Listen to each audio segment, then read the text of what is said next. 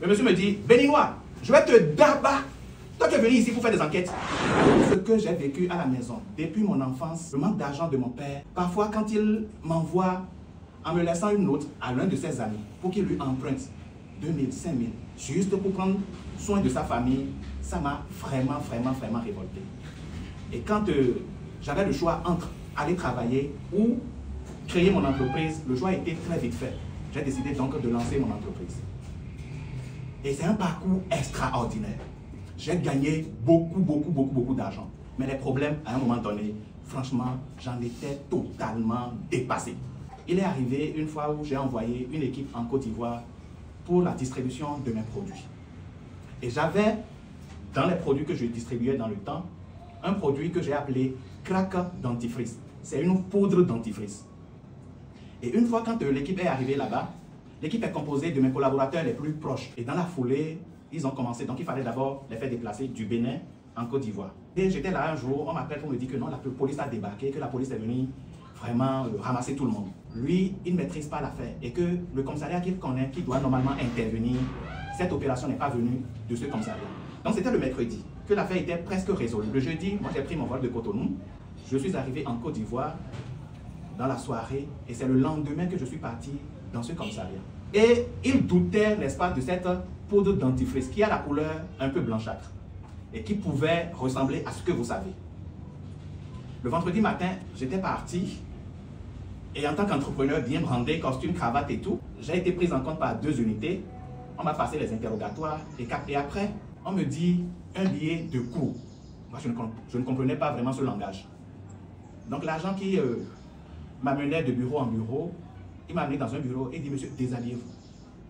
Je me suis déshabillé et on me dit, on te garde et on laisse tous tes collaborateurs. Je dis, ok, d'accord. Donc on me garde le vendredi, le samedi, le dimanche, le lundi matin, on démarre une procédure et le mardi matin, on me présente au procureur. Le procureur m'a posé une seule question. Monsieur, comment vous appelez? Je dis, moi, c'est Tosseyon Geoffroy Glélé. Vous êtes marié? Je dis, oui, je suis marié, j'ai 3 enfants. Asseyez-vous, attendez-moi. On en était là quand le soir, autour de 19 h, on nous embarque pour la prison, la Maca. J'étais totalement dépassé. Et dans la première salle où on nous avait gardés, il y avait tellement de personnes. La salle était très exiguë. Après ça, quand on est parti à la Maca, on nous déshabille, à poil. On nous demandait même de prendre des positions pour qu'ils puissent voir si peut-être on n'a pas pris une épingle qu'on a mis dans notre... vous savez. Après tout ça, on nous demande de nous habiller et on nous amène, on nous répartit dans des cellules. La première cellule qui m'a accueilli, j'avoue sincèrement que si je n'étais pas très fort dans la tête, je ne dirais même pas que je suis fort parce que si j'avais l'opportunité, j'allais dire, et que je trouvais la ciguë, c'était une cellule composée de personnes qui n'étaient pas en santé mentale. J'allais dire des fous. Un pouvait se lever et aller porter un coup à un autre. Vous allez penser que dans toute la Côte d'Ivoire, c'est là où on élève les moustiques. Les conditions étaient insoutenables. La toilette dans cette cellule-là, c'était plein air. On pouvait faire ses besoins en plein air. Et tous ceux qui étaient dans cette cellule avec moi, ça ne leur disait rien. Parce que ce n'étaient pas des personnes normales.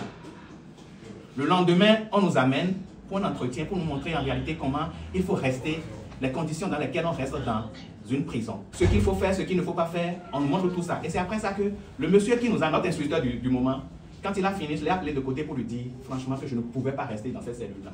Il m'a amené donc dans une autre cellule. Et dans cette cellule, le soir, celui qui était le responsable, il a préparé du riz avec la sauce d'aubergine.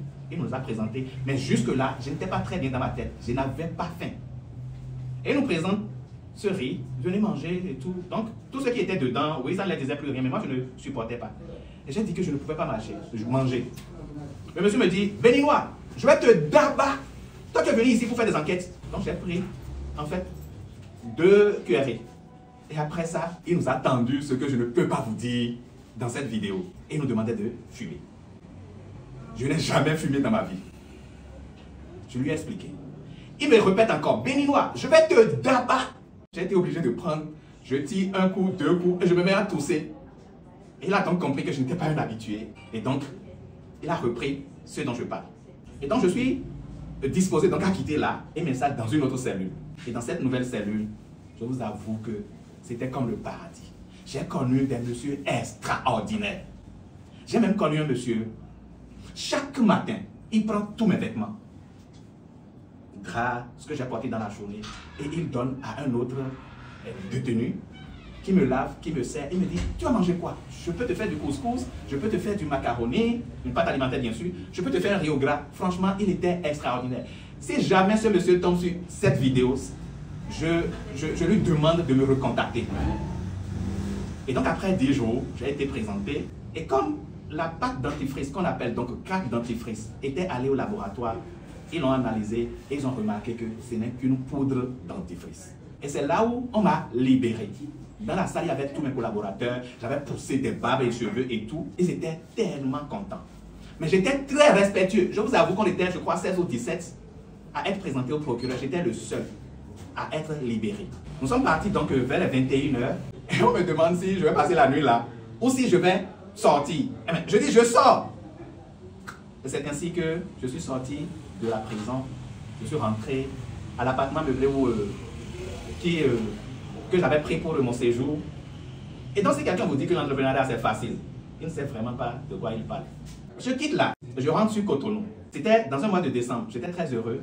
Mais je vous avoue que ma femme a été un soutien indéfectible. Pendant que j'étais là-bas, elle a initié des séances de prière.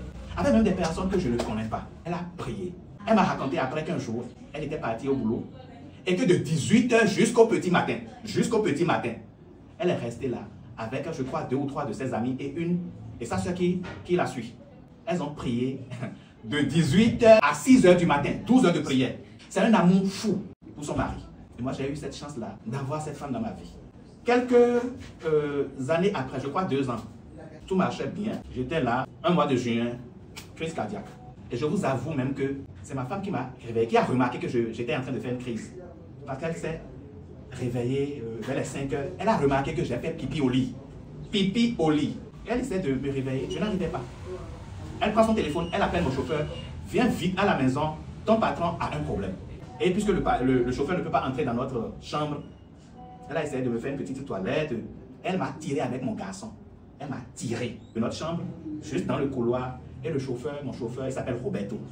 Il est venu donc assister ma femme. Et avec mon garçon, mon aîné, on m'a amené dans la voiture. Il a fait sortir la voiture et m'a amené dans la clinique, à la clinique centrale de Calavi.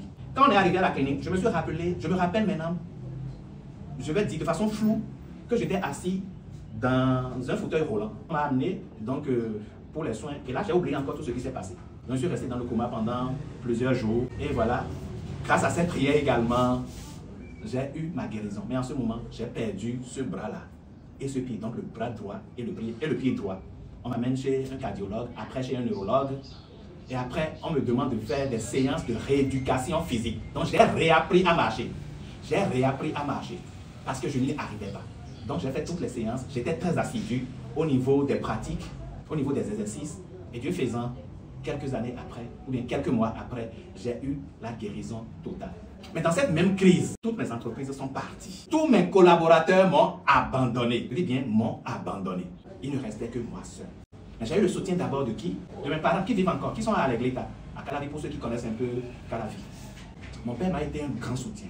Ma mère m'a été un grand soutien. Ma soeur m'a été un grand soutien. Mes frères, dans cette période aussi, m'ont été un grand soutien. Mais ma femme est toujours restée là à me dire, tu peux. C'est simplement Dieu qui l'a envoyé dans ma vie. Elle m'a soutenu. Quand je dis soutenu, c'est peu. Des séances de prière, je ne peux pas vous le dire. Avec des personnes que je ne connais même pas, tout le temps. Et tout le temps, il est arrivé des jours où j'ai fait encore des crises de colère, où un jour, elle m'a offert une chaîne en or. J'étais sous l'emprise de la colère, j'ai déchiré mon habit. La vie est restée là jusque-là. Et la chaîne aussi est partie, et je pleurais. Et en dehors d'elle, il faut toujours avoir de bons amis. J'ai eu des amis extraordinaires. C'est vrai, j'ai eu des amis qui n'ont pas soutenu, mais ce n'est pas ça le plus important. Des amis qui m'ont soutenu, j'en ai eu. Dès lors que j'appelle, j'ai besoin d'1 million. On me dit, ok, général, patiente, on m'envoie. J'ai besoin de 600 000, on m'envoie. J'ai besoin de 6, on m'envoie. Chaque fois, j'ai eu des amis extraordinaires. Je reviendrai un jour témoigner ma profonde gratitude vis-à-vis de toutes ces personnes. Surtout des amis ont été là pour moi. J'avoue que l'entrepreneur, s'il n'est pas vraiment dans un environnement où des personnes comprennent sa réalité, il va péter un plomb et il sera enterré et ce serait fini pour lui.